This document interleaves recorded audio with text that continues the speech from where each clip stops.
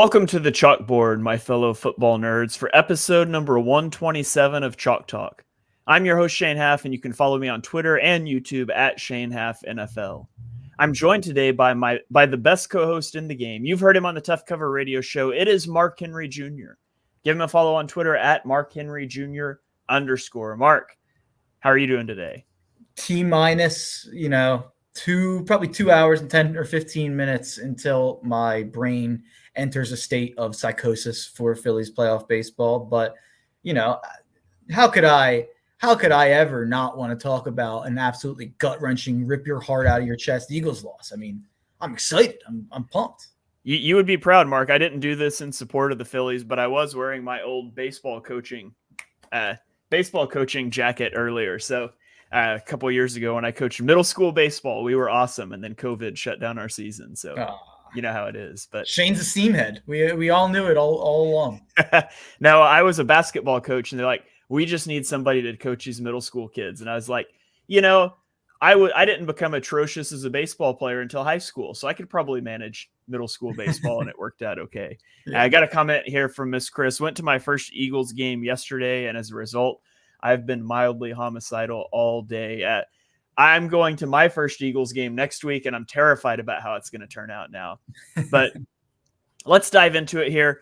Just a programming note up top for those of you listening later, particularly if you're listening Tuesday on podcasting platforms.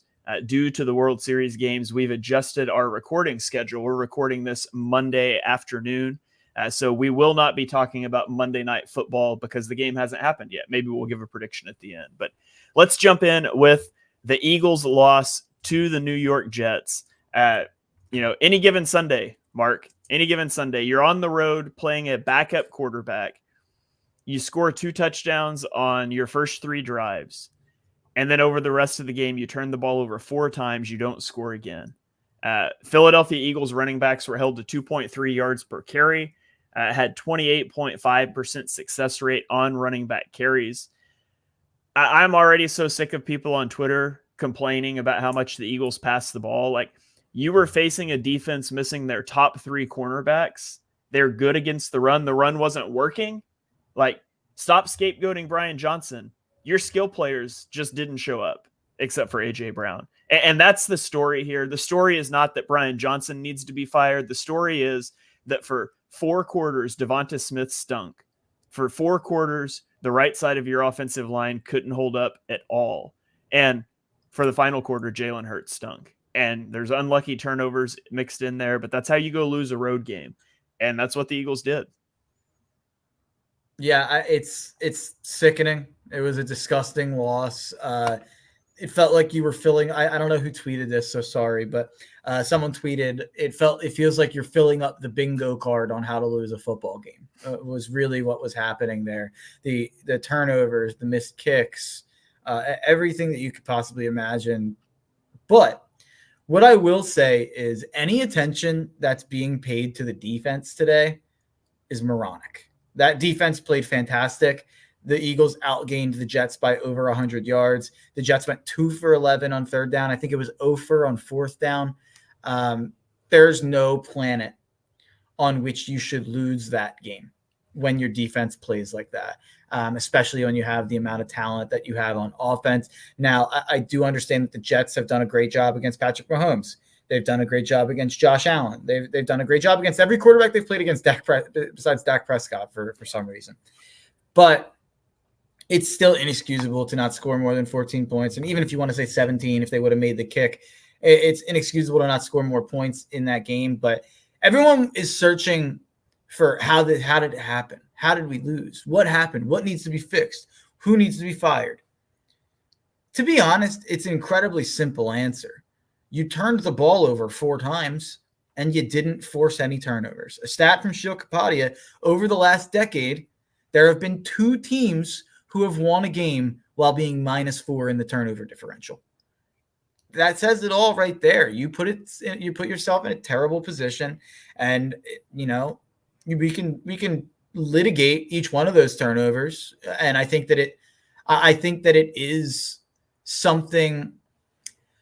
I think it's worth talking about each turnover, like, and analyzing it with each turnover, because people are just throwing the 7 interception number out there for Jalen and 3 in that game. One of those interceptions was solidly in Dallas Goedert's grasp, and he got hit on a screen that he should be ready to get hit on. And it flew directly into Quinnen Williams' hand. You had CJ Mosley with a perfect punch of a football that Peanut Tillman would have been proud of. Like he would have been proud of that punch. And man, I just think all of the overblown Jalen sucks and Devontae Smith cost us the game and all this stuff. Yeah, those things hurt. Jake Elliott missing a kick hurt. But realistically, you lost the game because he turned it over 4 times, and you lost the game even more so because Jalen made the worst throw of his career in the worst possible situation of this game. Jalen made the most inexcusable throw. Maybe not the worst throw. Maybe there's been less impressive throws. I don't even know what that means, but it was definitely the most puzzling decision I've ever seen him make. He has been pretty turnover averse in the NFL. He only had 6 interceptions last year. There's no excuses to make on that interception. I don't know what he's looking at. I don't know why he thinks he has to force a play in that situation. I think, but then again, I feel like I'm just like convoluting everything and like talking back at myself. But Jalen didn't play a bad game. Jalen was incredible through 3 quarters, and then the wheels came off. Yeah. So people are saying, "Oh, Jalen played his worst game. Jalen played a terrible game." No, he played great for 3 quarters. He just stunk in the 4th. Yeah, and he did the Justin Herbert. Yeah, I mean, you talk about the turnovers. The Eagles lost 18 EPA, 18 expected points added in turnovers. Without those 4 turnovers, you expect the Eagles to score 18 more points in that game. And the defense forced negative 0.77 EPA per drive, and they did it without Avonte Maddox, without Jalen Carter, Darius Slay, Zach McPherson, Reed Blankenship, Justin Evans, Sidney Brown, Bradley Roby, and Eli Ricks.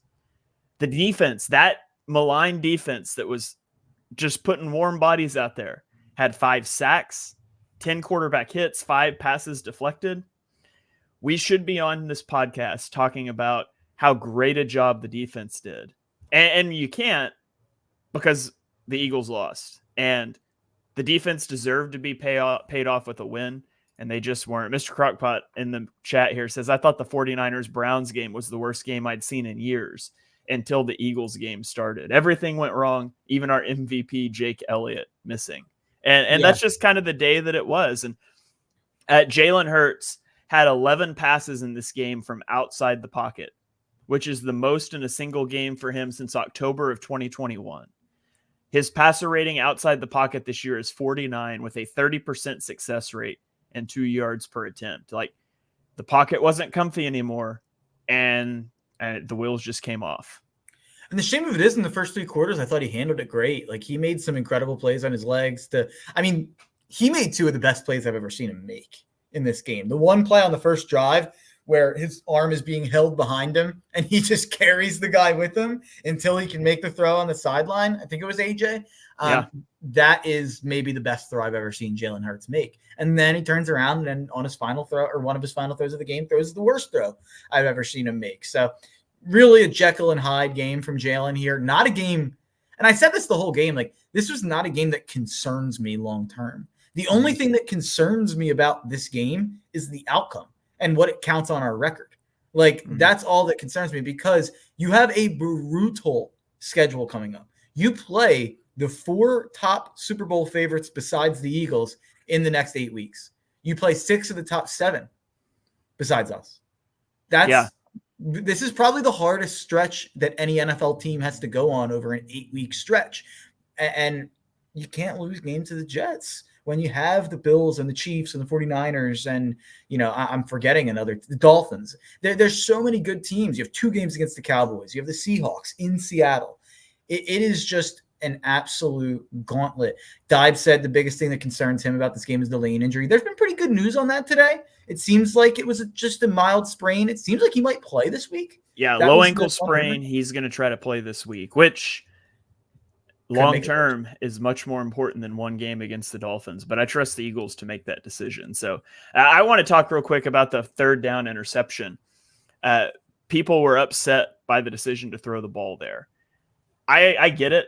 I had somebody on Twitter tell me that they should fire Brian Johnson and hire me as the offensive coordinator. And I said, you wouldn't like that because I would have thrown the ball too. Like I tweeted before the play, I would throw it. Like you're not picking up 3rd and 8 on a run there.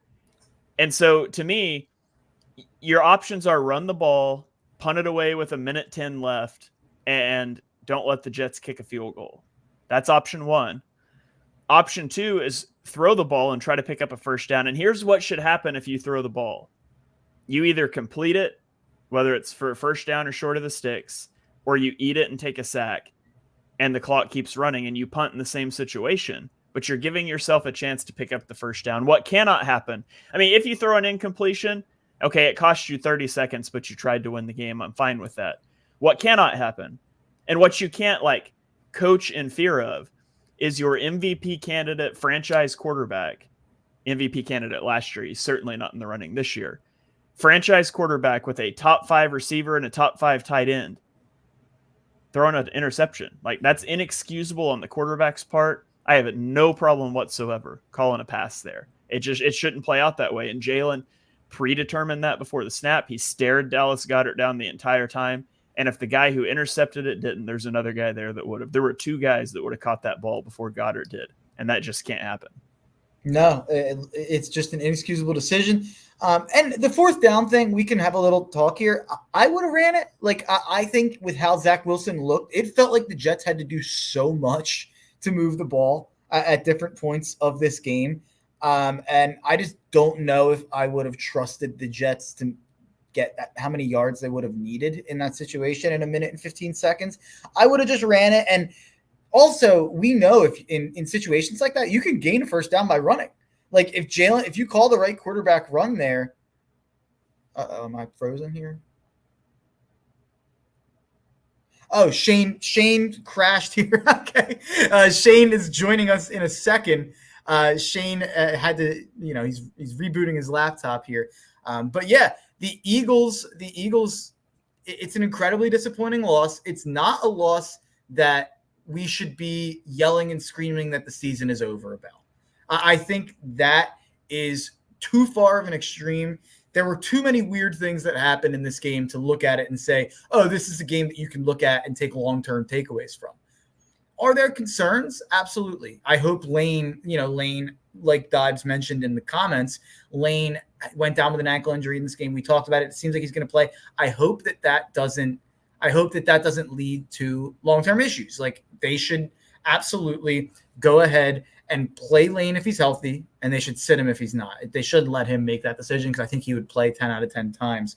But yeah, you look at what else in this game. DeAndre Swift, man, truly a disappointing performance from the ground game here. It felt like every yard or every positive play that was made on the run in this game for the Eagles was made by Jalen Hurts.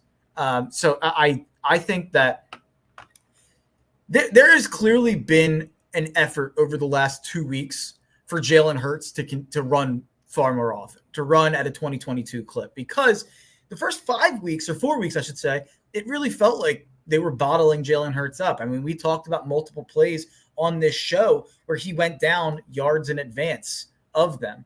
And we have a comment here, Devin Bryant.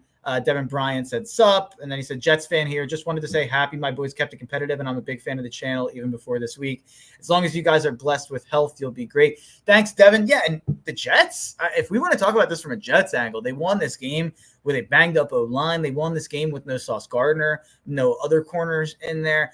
The Jets, what that defense has done to Jalen, Mahomes, Allen, that defense is legit. I've had questions about Robert Saleh as a coach, and even in this situation. Yeah, by the way, thanks, Devin. It's a very, very nice comment about the channel. And even in certain situations of this game, I don't think the Jets, it worked out for them. Breece Hall should not have scored a touchdown in that moment. They should have absolutely sat on that and need the ball. Obviously, they got to stop, so it doesn't really matter. Maybe you don't want to chance anything with your field goal kicker. But I thought that was a really, really could have been potentially dreadful decision by Saleh. But all those things that I have to say about Saleh, and I've been critical of Saleh, he is an incredible defensive coordinator. And that's what he's doing with the Jets. I mean, the head coach stuff is extra. His defensive coordinating that he's doing he's still one of the best defensive coordinators in football. Shane is back. I was just talking about Robert Saleh because we had Devin's nice comment, a Jets fan commenting in. And I was talking about Saleh because I've been pretty critical of Saleh. And even in this game, I thought he made some bad decisions in terms of the clock or timeouts or going for it. I thought challenging that A.J. Brown catch was dumb. There was no way that was going to get overturned. We've seen that too many times. It was too close. And then I thought them letting Breece Hall score was really dumb. Like, I couldn't believe they did that, but didn't matter in the end because Robert Saleh's defense stepped up. So even if I want to kind of criticize Saleh, I have to give him credit for what he's doing with the defense over there and what they've done to some great quarterbacks. Yeah, absolutely. And Devin, thanks for the compliment. I remember interacting with you in the comments of another video leading up to the game. So always, this podcast is my baby. It was the first thing. And so I always love seeing NFL wide fans on the channel, even though everything except this podcast that I do is Eagles focused. So good game to you guys. Sorry for my laptop just crashed there. So I was, it just popped up and said, your device has had a problem and it's going to restart. And so I couldn't get back into StreamYard. I was listening to you on YouTube, so I kind of knew where you were going. So I heard most of what you said. Dibes points out here, Bryce Huff is underrated. He destroyed Driscoll. Huff's he's number 9 in pass rush win rate going into this week, and I would hazard to guess that will come up. So he's a really good player. That Jets defensive front is certainly no joke. Yeah, Huff's a really nice player. Usually it's me with the technological issues, but this time it's Shane. So, yeah, I had another comment, and I don't know where it went in my brain. So, my comment is you might, for the family-friendly listeners, I might have dropped an F-bomb when I thought I froze up. So maybe go and check that out. Okay, I'll try to remember to edit that out because I did not catch that. I wasn't up on YouTube yet. But anyways, if that slips through the audio podcast, because I'll be honest, I'm probably going to forget. I apologize, but that's on Mark. You can at him at Mark Henry Jr. _ on Twitter. Sorry to all my kids out there, all the Chalk Talk children listeners. Yeah. All right. Shall we move on to Thursday Night Football? Absolutely. All right. We're going to hope for no more crashes here, but Thursday Night Football, Denver at Kansas City. Denver loses 8-19. The thing I took away from this game is that the Chiefs offense, it's still not firing on all cylinders. I don't know that it matters because they're going to figure it out, but Travis Kelce played on an ankle after injuring his ankle on Sunday. He did leave the field once, but he ended the game with 140 yards. So Travis Kelce carrying the Chiefs offense through the air. There's really not a lot else going on there. Russell Wilson looked bad in this game. Sean Payton looked bad in this game. There's nothing new there from the Broncos. There's nothing new here either, but I thought Andy Reid made some questionable decisions in this game. As great of a coach as he is, he makes some questionable decisions in terms of game management. He took a field goal from 4th and 3 on the 17 on the opening drive, which maybe I get that because you think the Broncos aren't going to score much anyways, but on the 3rd drive, he lined up for a 4th and 2 from the 6, and he ran a fake. How do you justify not putting the ball in Patrick Mahomes' hands if you're going to go for it? And I mean, the fake was stopped, and I didn't like that. I thought Andy Reid tried to get too cute, but the Chiefs end up winning, and it doesn't matter. But those are the things that I do worry about with Reid. Like, he's a great coach. He's a top 3 coach in the NFL, and everybody has your Achilles heel, and as Eagles fans well know, game management in certain situations is that for Andy Reid. Yeah, this is not connected to that. I don't think this was the same play as that. Can we, as a whole, as a society, college football, NFL, high school football, whatever you want to say, can we just agree to stop doing this bullshit? Oh, I just cursed again. Can we agree to stop doing this tight end sneak thing? It's never worked. I don't think the tight end sneak has ever worked.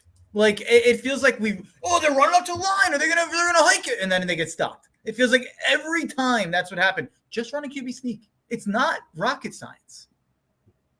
Yeah, I'm not a fan of the tight end sneak. Somebody ran that on the Eagles a couple weeks ago. Also didn't work.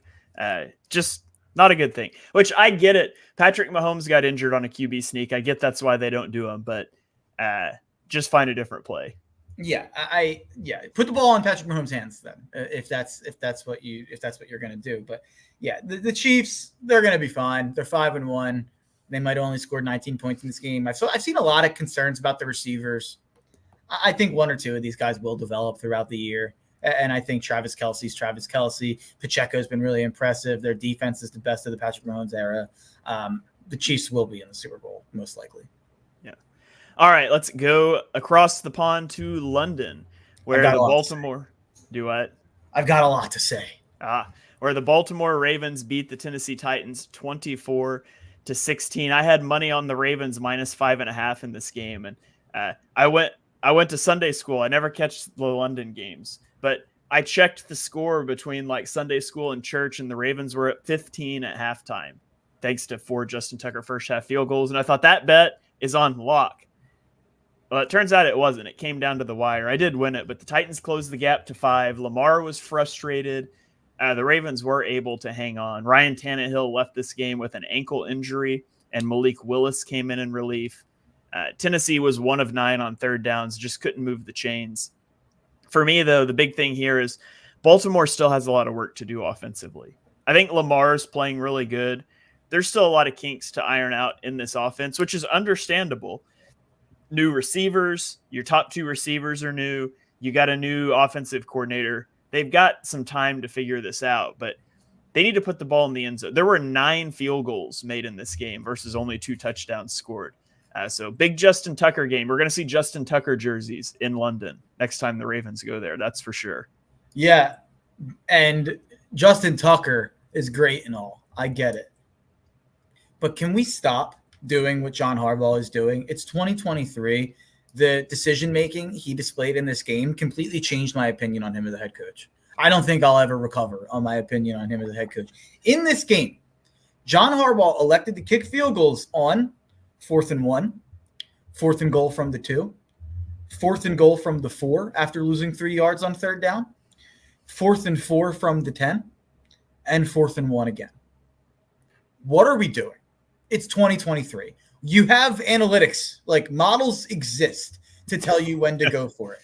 And I just don't know. Each one of those felt more ridiculous than the last. Like it felt like their goal was to kick field goals in this game. And it worked. Good for them. They covered somehow while doing so, which probably tells you everything you need to know about where Tennessee's at right now. But man, I was so disappointed in John Harbaugh's decision-making in this game. And I will say also, this brings up a point that I wanted to make in the Eagles game. When the Eagles went for it on 4th, 4th and goal from the 3 on the first drive after 19 plays? Yep. And it was ruled not a touchdown at first because for some reason the refs were too stupid to see the ball. It was pretty clear to me that was a touchdown right away. But they called it not a touchdown.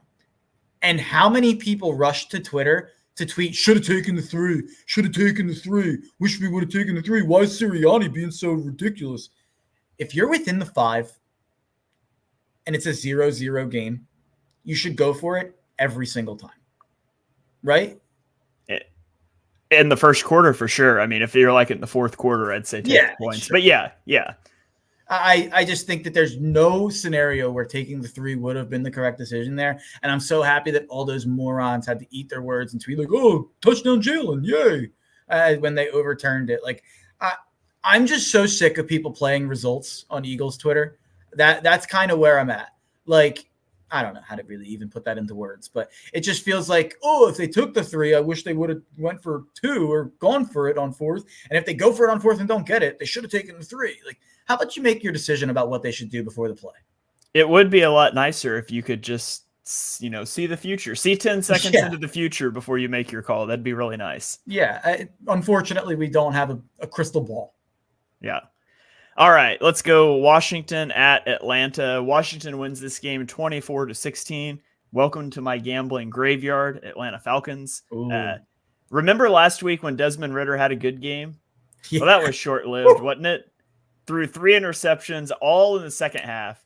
With the run game unable to find room against the talented Washington front, the game was on Ridder's shoulders and he fell apart. And once again, maybe the Falcons should have made an investment at quarterback instead of drafting a running back at 8 overall. But down 8 in the 4th quarter, the Falcons have 2nd and goal at the 2. and they called a pass after spending the number 8 overall pick on a running back and having a quarterback that's playing terribly. They called a pass on 2nd and goal at the 2. Then they took a delay of game. Then Desmond Ridder took an interception because it never crossed his mind that somebody could blitz, and he was jumping off his back foot and throwing. The defense forced a 3-and-out, and the Falcons gained 2 yards on 4 plays and had a turnover on downs. The defense got a 3-and-out again, and then Ridder threw the game-sealing interception. Just brutal performance by Desmond Ridder. Man, the Falcons got to get a quarterback. Go get Ryan Tannehill. Go get Kirk Cousins. Go get Trevor Siemian. Get someone that can play quarterback. Go get Matt Ryan out of the booth. Get Carson Wentz. I don't care. Stop putting Desmond Ridder on the football field. It's very clearly Taylor Heineke time. And I even forgot. Why is Taylor Heineke not playing? In this rant, I forgot Taylor Heineke's even on this roster. That makes it even worse. Yeah, Heineke's competent to a certain degree. There's no way he'd be playing worse than Ridder. Each of those interceptions was more impressively awful than the previous. Like the one he threw on the slant was bad. Then the one he threw like got tipped a little bit was bad. And then he threw one in the end zone that was somehow the worst one of the day. Like it was, man, I didn't have any money on this game, but I leaned Atlanta, and man, I am shocked that the Washington Commanders are going to be 4-3 next week when they beat the Giants. Yeah, I would have never guessed. And it's like Washington alternates looking totally incompetent. Yeah. And then looking like an actual football team. It's the craziest thing I've ever seen. Yeah, I don't get it. And I hope we get the incompetent version in a few weeks. That'd be nice, but I won't count on it. So no, we already know what's going to happen. Yeah. Well, speaking of incompetence, let's go to Chicago, where the Minnesota Vikings beat the Chicago Bears 19-13. Minnesota gained only 220 yards of offense against a really bad Bears defense, but they were able to win the game. Minnesota only picked up 2 first downs in the entire second half, which is insane to me. Justin Jefferson, Kirk Cousins is like a below average quarterback that looks above average because of Justin Jefferson. Justin Fields had a lot of trouble early in this one. I mean, I could have guessed that bad matchup with a blitzing team. He was 6 of 10 passing with an interception in the first half. Then in the third quarter, he was sacked and dislocated the thumb on his throwing hand. I initially wrote in my notes he dislocated his throwing thumb, and then I thought that sounded really weird, so I changed it. So he dislocated the thumb on his throwing hand. Sounds better. UDFA Tyson Baggett entered and was strip sacked for a touchdown, which ended up being the difference in the game. Crazy stat time. The Vikings have not had a non-one possession game this season. Every single game's been one possession, and they're 2-4 after last year, obviously going 11-0 in one possession games. So the Vikings one possession, their obsession with one possession games continues here in this one. Yeah, and do you know, I mean, we could analyze the football reasons for why the Vikings won this game all we want. Do you know why they won this game, Shane? Why is that? Because Kirk Cousins has exposed his teammates to the band Creed. That is they've been listening to Higher by Creed every day, and Kirk Cousins credited that for the win. He said they've got an incredible catalog. We wanted to stick to one song this week from Creed to keep people focused on the Creed song. I don't really know what he means by that. But to keep people focused, he wanted to stick one song. He said if they win, though, he's opening up the Creed catalog. So watch out. Well, why change what's working? That's my question. Yeah. Can you take me higher? Maybe not. I guess not. I guess this is all the farthest Creed can take them, at least with that song. But yeah, I thought that was funny. Also, Justin Fields throwing with his left hand is a better quarterback than Tyson Bagent, whoever that made up character is. He's like an NPC in a video game. 100%. He's also known as a guy that would be an MVP contention if he played for Kyle Shanahan. Yeah, 100%. We'll talk about that in a minute. But yeah. Tyson Bagent, it's absolutely like when you're doing a Madden franchise and you it auto generates 2028 drafts, like the 2028 draft with just random names, and it's like, oh, Tyson Bagent is my new backup quarterback. Yeah, absolutely. I do want to circle back real quickly. One Falcons stat I had written down that I forgot to mention. I want to give a shout out to Calais Campbell, who notched his 100th career sack on Sunday. So I believe it's his 13th NFL season. Got the 100th sack. So shout out Calais Campbell for that. It doesn't feel like a lot, but I know it's a ton. Like sacks is always one of those things where, like, if you talk about career numbers, you're always like, really, that's it? But then if you like actually look at a list, it's like, oh, that's impressive. Yeah. I mean, for point of reference for the Eagles fans that we typically cater to, Brandon Graham's storied career in Philadelphia. How many sacks do you think Brandon Graham has? He's probably in the 90s, 80s. 70 and a half. Yeah. Fletcher Cox, 65 and a half, which, I mean, Fletcher Cox is an interior player, but yeah, 100 sacks is a big deal. So shout out Calais Campbell there. Sure. All right, let's move on to real quick. No, wait. Never mind. Wrong game. Sorry, my bad. That's a bad audible.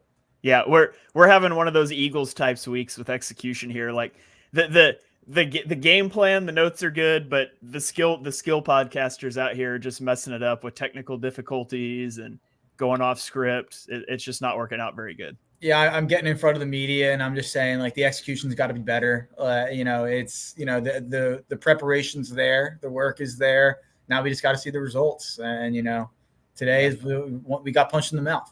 The analytical model was telling me we should have gone to 49ers Browns, but instead I threw to Seattle Cincinnati. So that's on me. I'll do better next time.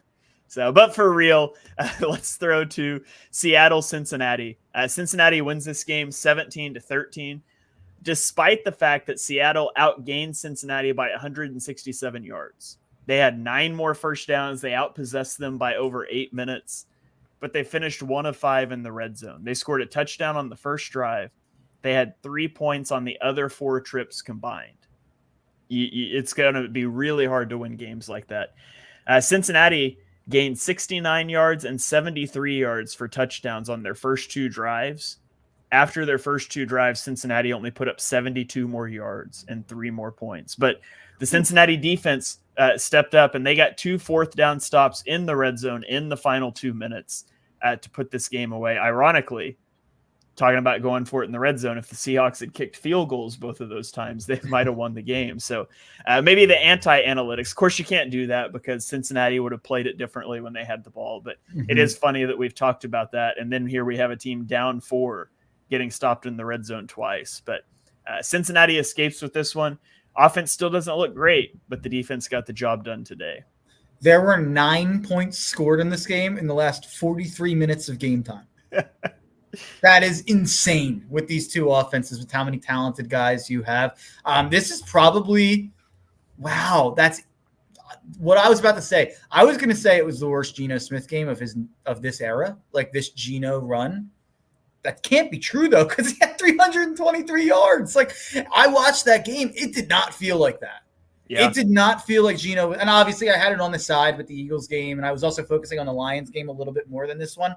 This was a 1 o'clocker. But I wasn't fully locked in on this game. But, man, I was not impressed by Geno. That's one of the most shocking stat lines I've ever pulled up after watching a game, because I did not think he was good in this game. And he went 27 for 41, 66% completion percentage, 323 yards, 8 yards per throw. 69.5 rating is not good, but yeah, I'm surprised it's not worse. My main takeaway from this game was the Seahawks are really good. Geno might be a problem, but the rest of the team's really good. And then my other takeaway is Bengals have a top 5 defense.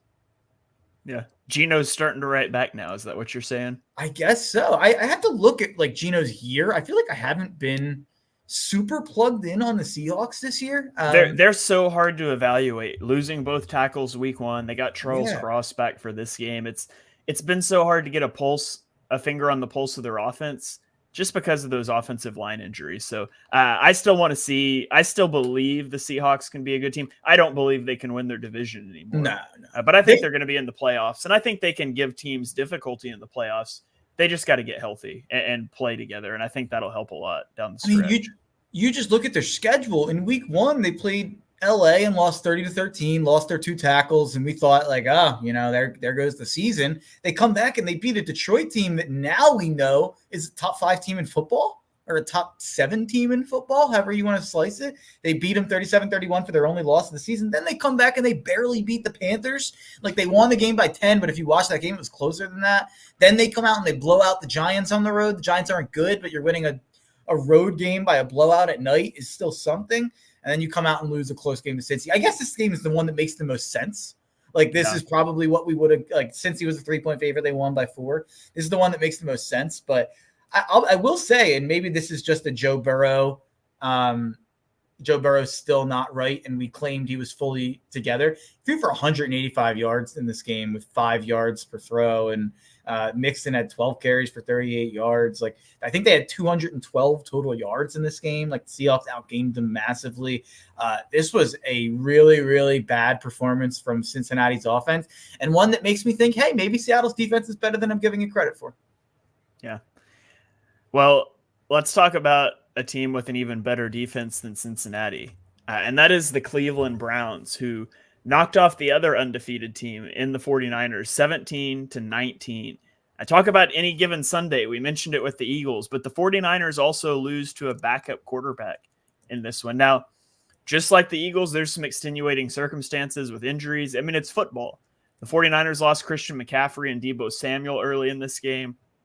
Brock Purdy had the worst game of his career, going 12 of 27 for 125 yards with 1 touchdown, 1 interception.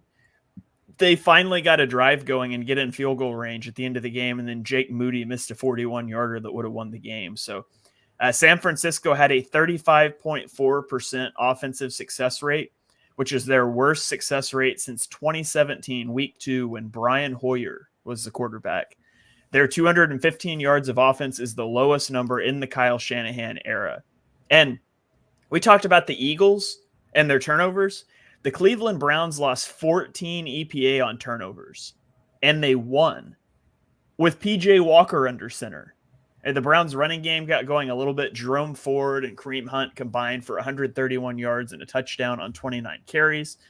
Myles Garrett destroyed in this game. He had 4 pressures and 15 rush attempts against Trent Williams, including 3 on the final drive. But Cleveland's defense stifled the 49ers offense. And I mean, if Cleveland can win games, if their defense is good enough for them to win games with PJ Walker at quarterback, they might even be good enough to win games with Deshaun Watson at quarterback. Yeah, I don't have much. I feel like you hit on a lot of the things I would have talked about there. What I will say is, this is going to be a personal anecdote about this game. I had a tweet at the end of this game, or I had a tweet in the middle of this game saying, ha, ha, ha, the greatest team of all time. That team is down 10-7 to PJ Walker. And then I had the tweet when they lost that, ha, ha, ha, the greatest team of all time just lost to PJ Walker. But that gave the opportunity for 49ers fans and non-49ers fans to come and dunk on me when the Eagles lost. And I understand, like, I get the internet. Like, I understand why that's putting myself in a bad situation and karma and all that stuff, whatever. But if we're going to sit here and act like the 5-0 Eagles and the 5-0 49ers were being talked about the same way, then I don't know what we're talking about. Because the 49ers, there were segments on ESPN this week about if the 49ers would go 17-0. There were segments on ESPN this week about if the 49ers are an all-time great team. It was week 5, and that was happening. Whereas the Eagles were 5-0, and we were asking, what's wrong? Brian Johnson needs to be fired. Why aren't we as good as we were last year? If you're going to act like those things were like apples and apples, I just disagree. I wholeheartedly disagree. Yeah, no doubt on that. And yeah, you're spot on. Eagles fans are always going to be critical of their team. You can't be critical of their team, but they will be. Yeah.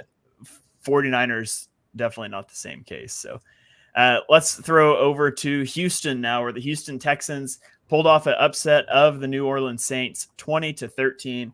The interception streak is over for CJ Stroud.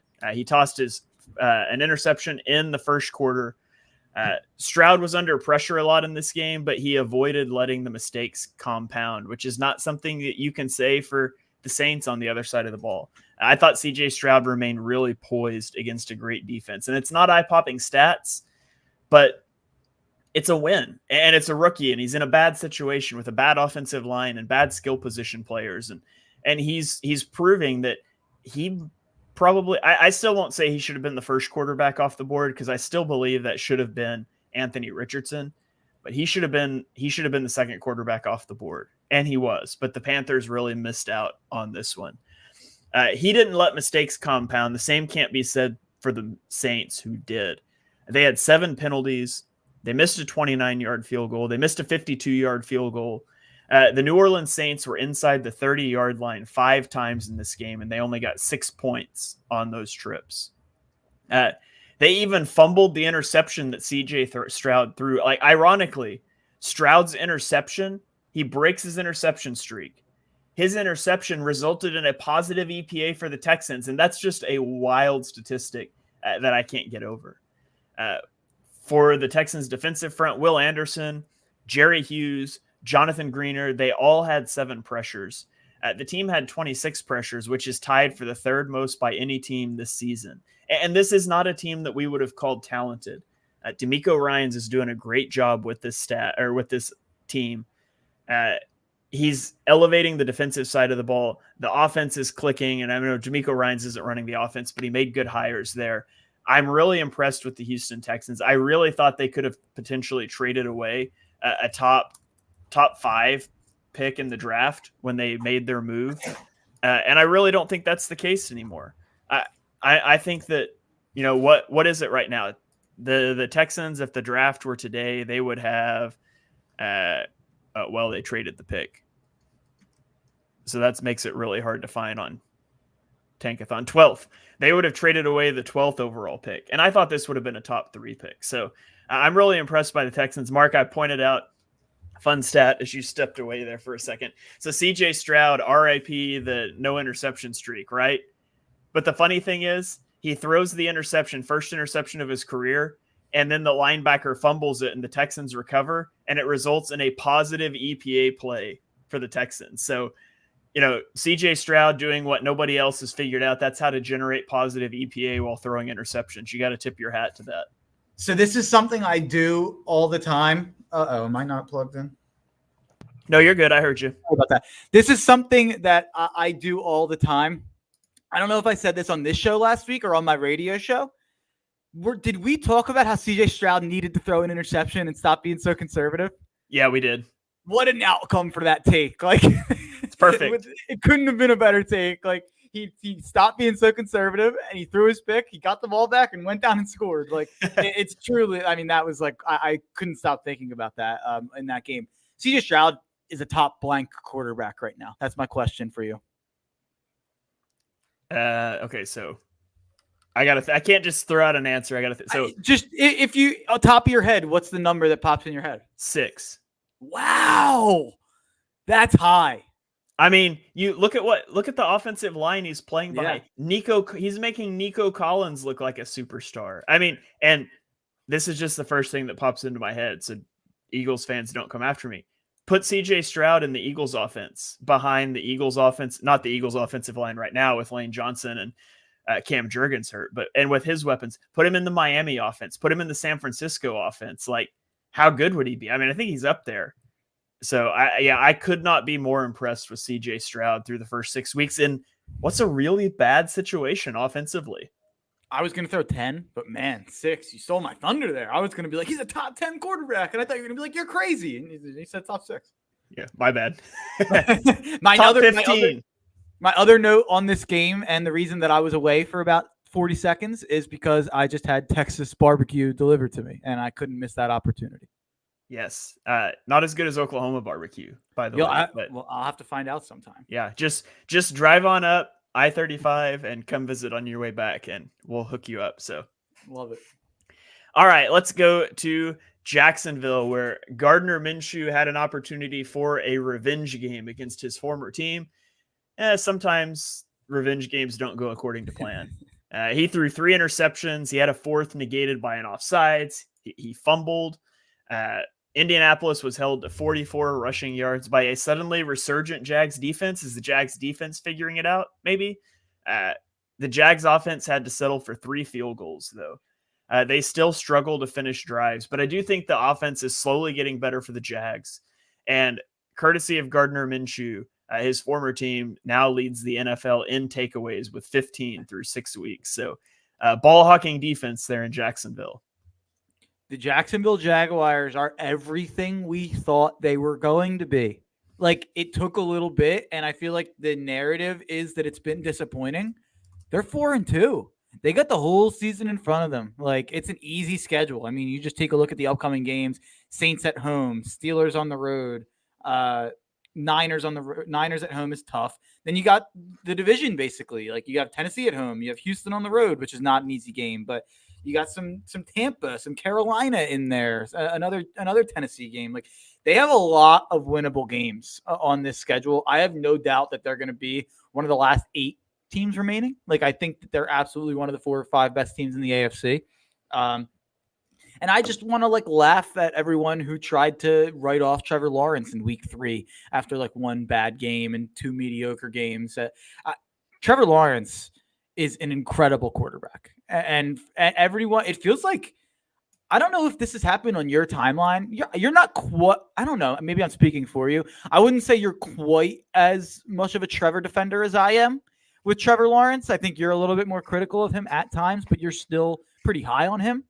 Yeah, I think Lawrence is incredible. I question his decision making at times, but I think he's a really good quarterback. Yeah, I totally agree. I'm just telling you, see the whole thing. It's like people have started talking about if you put Joe Burrow, Trevor Lawrence, and Caleb Williams in the same draft class, who goes number 1 overall? Trevor. So that's where I'm at on Trevor Lawrence. I still lean Trevor. You're not going to like this, but Caleb would be above Burrow. Just in terms of as prospects, I think Caleb's a better prospect than Burrow was. He can create more than Burrow can. Like, that's always been the knock for me on Burrow. Burrow doesn't have great arms. He's got it, right? He's got it in spades. In spades, but he doesn't have the strongest arm, and he's not really elusive. And as a quarterback, I kind of want you to have one of those things. I'm not saying I wouldn't take Burrow over 28 other quarterbacks in the NFL, but looking at him as prospects, I would go Caleb over Joe. Well, I didn't have Joe. Joe Burrow wasn't my QB1 that year. So Steven Numersky left 3 comments. I agree with 2 of them, and I hate one of them. Steven, I'm going to shout you out for the 2 comments. Eagles held the higher standard, period. We totally agree. Driscoll couldn't block Josh Huffenpuff. I like that. I like that a lot, actually. That's very funny. People treat Trevor Lawrence and Aaron Nola very similarly. All right, Shane, let me cook for a second. Aaron Nola just had 2 fantastic playoff starts. He just shut down the greatest offense of all time. And we're in YouTube comments trashing Aaron Nola on the eve of the NLCS. Come on, Steven. Let's get it together. Aaron Nola, he's doing well for us. Let's forget about the regular season until he makes us remember it. But Trevor Lawrence, I feel the same way about Trevor Lawrence as I do about Aaron Nola. The guy, I've noticed, I don't know if this was how I meant to ask you this. Have you noticed a bit of a groundswell on Twitter? Like, is this guy that good? Is this Trevor Lawrence guy T-Flaw? I've seen Trillbro Dude, my guy, is calling him T-Flaw because he doesn't like him. I've noticed a lot of negativity towards Trevor this year. Yeah, I agree with that. By the way, flashing back to that comment, when you first read that comment, the one thing popped into my head. You want to know my initial reaction in my head? What? What? It's like, who's that? Yeah. I had a real one last week on the pod, like a what? And you had a funny one a couple weeks ago too. Yeah. It's happening live. We're getting live drops now. All right, let's move on to Miami, where the Dolphins beat the Panthers 42-21. This is just crazy, Mark. Miami opened the game with 2 3-and-outs, and Carolina has a 14-0 lead, and it does not matter. Miami scored touchdowns on 5 of their next 6 drives. Tyreek Hill had 163 yards and a touchdown. Tua only had 99 non-Tyreek Hill passing yards. After the 2 touchdowns and 3 drives for the Panthers, their final 8 possessions ended in 3 punts, 4 turnover on downs, which is insane, and a missed field goal. Frank Reich, I don't know if you saw this, Frank Reich has handed over play calling duties following this game, so he's no longer going to be calling plays in Carolina. A couple notes here, though. One, just the crazy pace that Tyreek Hill is on. Calvin Johnson holds the record for 1,964 yards in a season in 2012. With 814 yards through 6 games, Tyreek Hill is on pace for 2,306 yards. And like, if it was a 16-game season, he would still beat the record by over 200 yards. He's the first player in NFL history to have 150 plus yards in 4 of a team's first 6 games. And then my other one here, my little gambling nugget here, my new favorite bet, even more than Jalen Hurts touchdown scorer, is blasphemous. Adam Thielen over receptions. In the last 5 weeks, Adam Thielen has 7 or 11 receptions in every game. I took Adam Thielen over 5.5 receptions this week, and it cashed in the first quarter. Adam Thielen leads the NFL in targets, receptions, yards, and touchdowns from the slot this season. He's the only, and I don't think Adam Thielen's particularly good, but he's the only person out there that Bryce Young is throwing the football to. As long as Bryce Young is playing quarterback, Adam Thielen over receptions every single week, money in the bank, which means it's going to lose this week, but do with it as you will. The fact that the Dolphins were down 14-0 in the second quarter of this game and then covered a 14.5 point spread with ease is hilarious. Like, they won this game by 21. I didn't watch this game. I wasn't very plugged in. I didn't have any bets on this game, but I had it on in the background for the first half and before it got X'd off the TVs. But in terms of the first half, I thought Bryce played well. I didn't watch the whole game, and obviously they didn't score. Well, I guess they scored in the fourth, but they didn't do much in the second half. I'm going to take a look at Bryce's stat line here. It's not that impressive, but just in terms of watching the game, I did feel like Bryce Young played his best game so far this year. I don't know if that's statistically true, but yeah, Miami, guess what? Tyreek Hill's going to continue that next week. Yeah.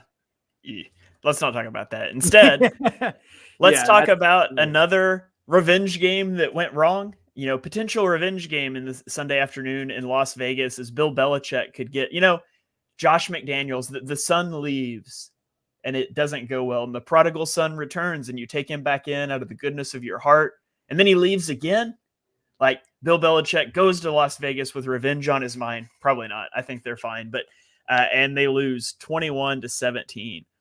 And what's worse, Jimmy G left this game with an injury. And Brian Hoyer came in, and Brian Hoyer beat the New England Patriots. The New England offense stinks, man.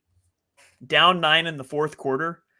They took 17 plays in 9.5 minutes to go 75 yards for a touchdown to cut it to a 2-point lead.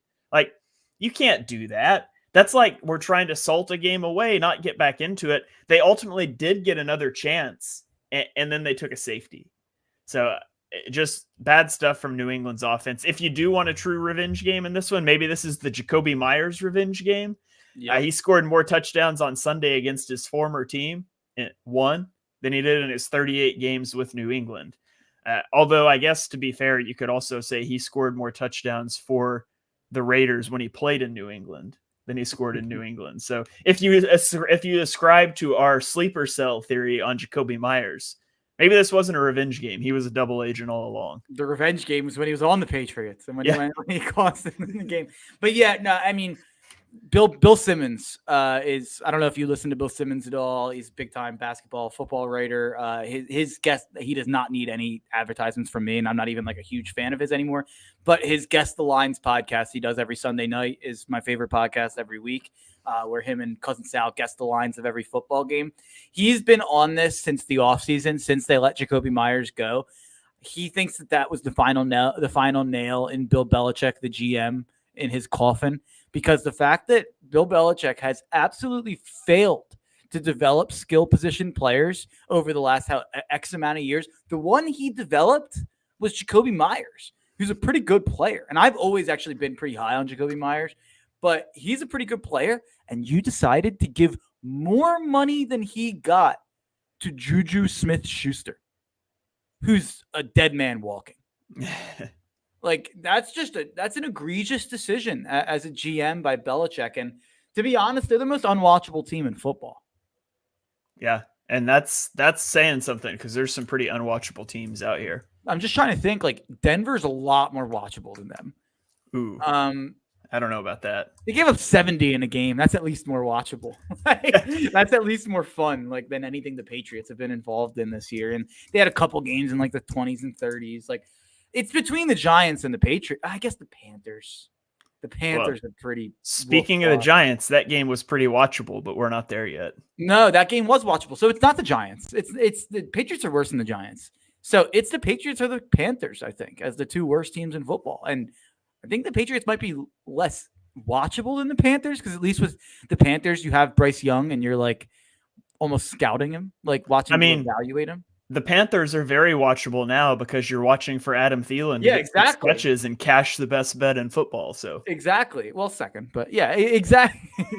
Exactly. But yeah, I think New England's the least interesting team in football. I have no interest in gambling on games they're involved in, and I have no interest in watching those games.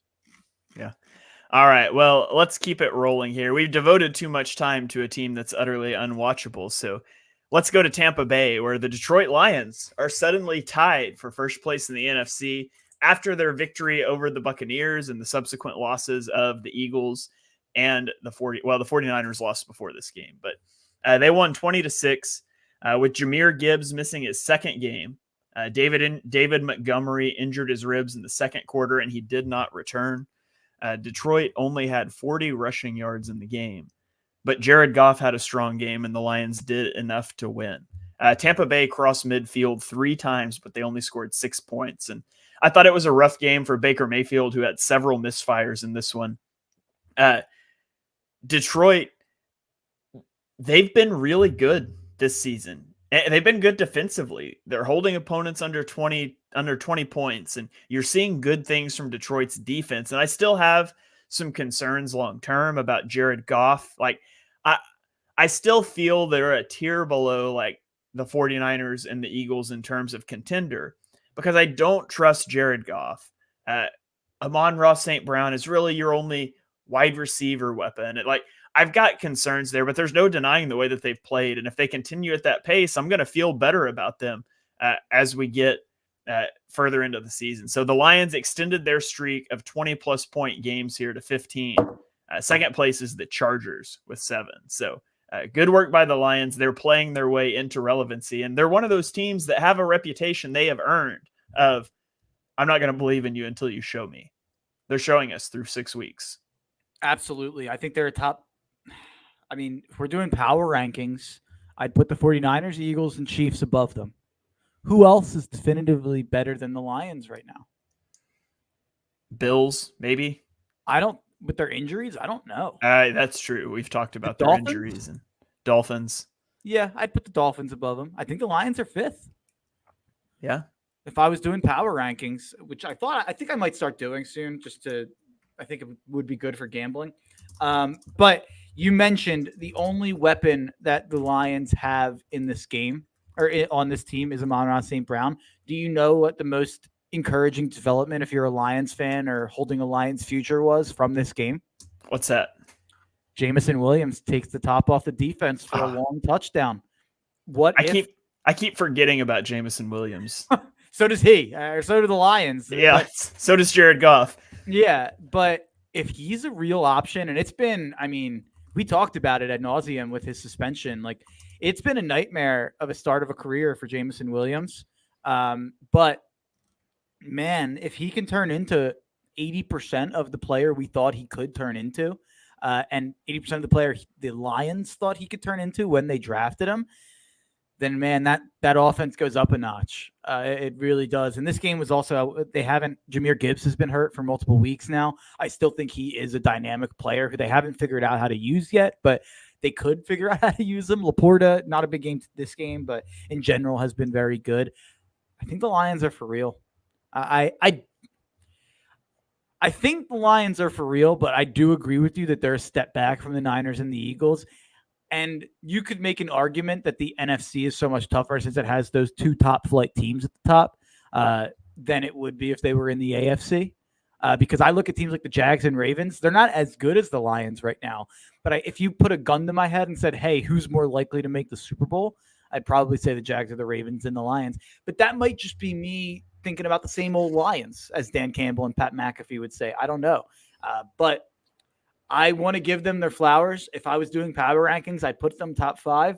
But like you, I have some questions about if this will matter come January. Yeah. All right, let's keep rolling here. Go to Los Angeles, where the Rams beat the Arizona Cardinals 26-9. The Rams only had 3 runs in the first half of this game, Mark. They only had 4 first downs, 9 minutes time of possession. In the second half, they opened with 8 straight running plays on a drive that gave the Rams their first lead, and they never looked back from there. Arizona had a good first half.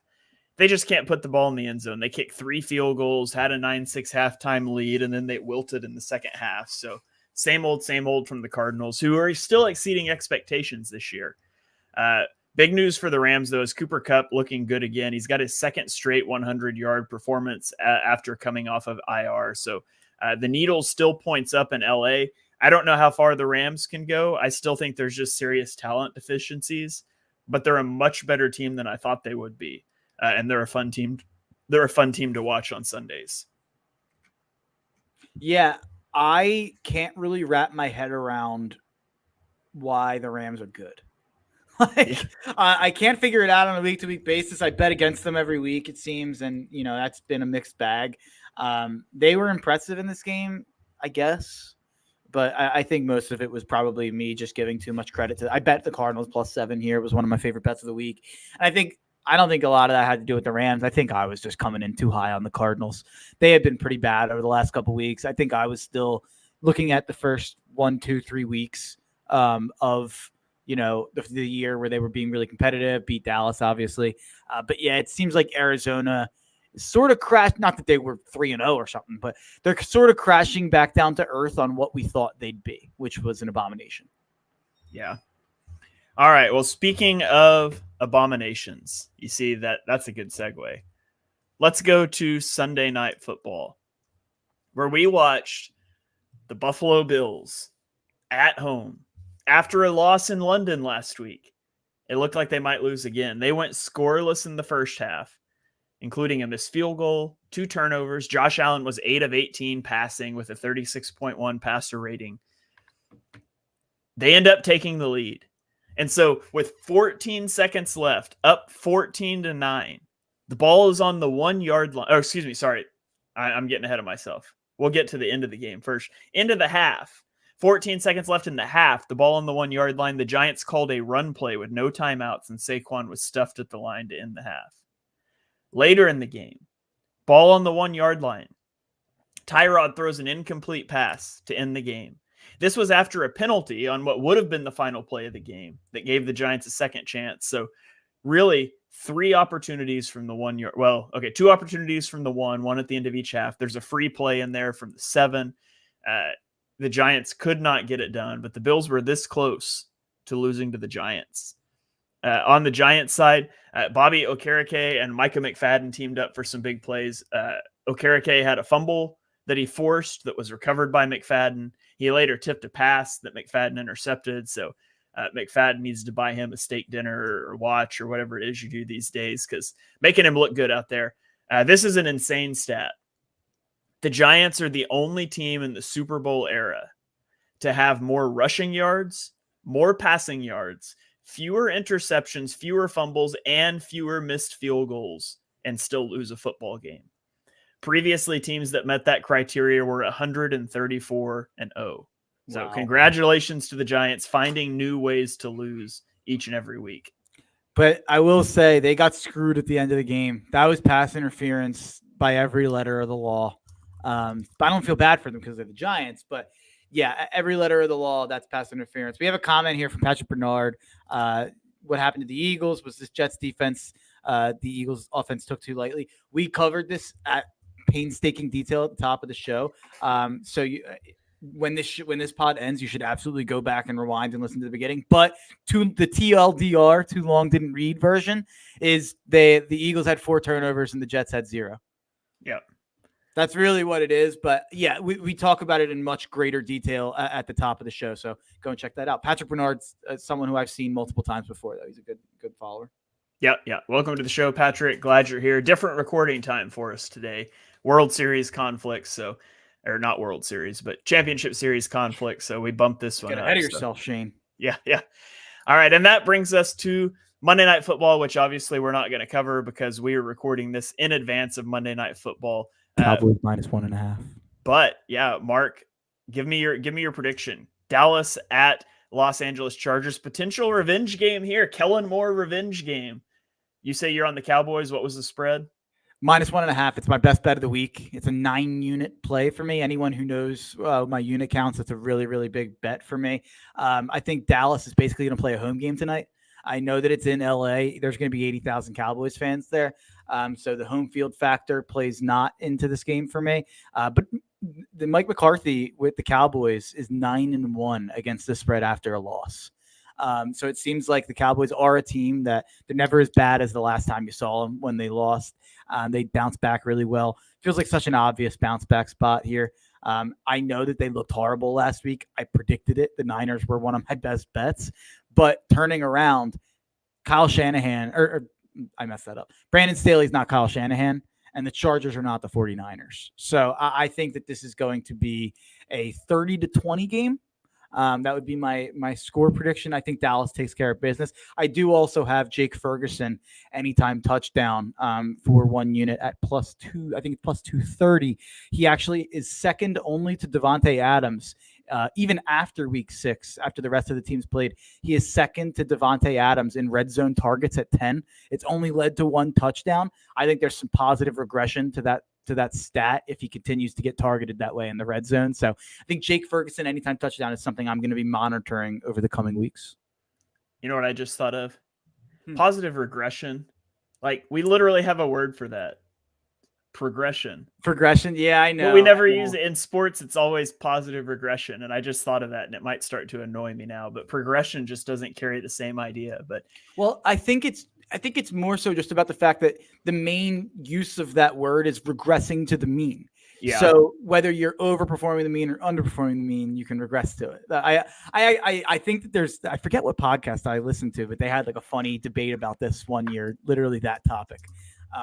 But yeah, it's definitely something that's going to be, I'll monitor with Jake Ferguson there. Also, Jerry Jones, did you hear the Jerry Jones quote about the tight end this week? No.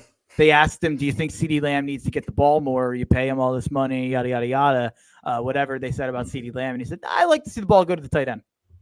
Okay. I may or may not have the words Jerry Jones muted on Twitter, so I don't see a lot of what he says. But it is quite funny that Jerry Jones was like, I liked when we had that Jason Witten guy. That Jason Witten guy was dependable, reliable. Let's go find another Jason Witten. Yeah. All right. Well, let's throw it to our final thoughts here. Before I get to the team I'm going to cancel, Mark, I got to tell you a sad betting story from this weekend. No. So, give it to me. With the Jets missing their top 3 cornerbacks, I placed a 10-unit wager on the Eagles -6.5. And it's a testament to how good the rest of my weekend was. I was pitching gas this weekend that I still ended up like less than a half a unit. But man, like, talk about a 20-unit swing. I could have been up like 20 units for the week gambling if the Eagles would have covered. I would have been up like 10 units if I just had left that line alone. But I was so confident, and Icarus flew too close to the sun, and I crashed and burned. But I still ended positive. It's just unfortunate that it wasn't better. Yeah, my big loss yesterday was also Eagles -6.5. We finished, I think, like -1 unit, or actually +0.3 units. So it wasn't a terrible day, but yeah, Eagles -6.5 was a killer for me as well. But my final thoughts are my leans for this week. That's what I've been doing. It's a little harder on Monday. I had to get this. Yeah. I had to do this right before the show. But Thursday Night Football, Jags pick 'em at the Saints. I kind of love that. I think the Jags win that game for sure. Bills -8.5 at the Patriots. I just said I'm uninterested in betting Patriots games, but the Bills owned the Patriots when they were competent. So I think the Bills are going to lay a beat down there, especially coming off a weird game against the Giants. Bucks -2.5 against the Falcons. Shane, Falcons are in your gambling graveyard. You might end up joining me on that one. Yeah, I might. Ravens -2.5 against the Lions. I liked this initially until I thought about it. The Ravens are coming back from London.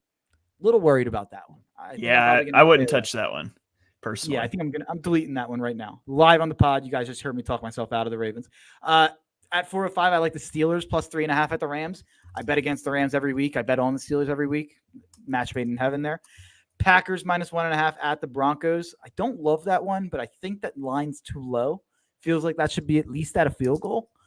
So if it stays under a field goal, I will end up on Green Bay. And then Jalen Hurts anytime touchdown. I don't even know what the line is, but it'll be. And Adam Thielen over whatever.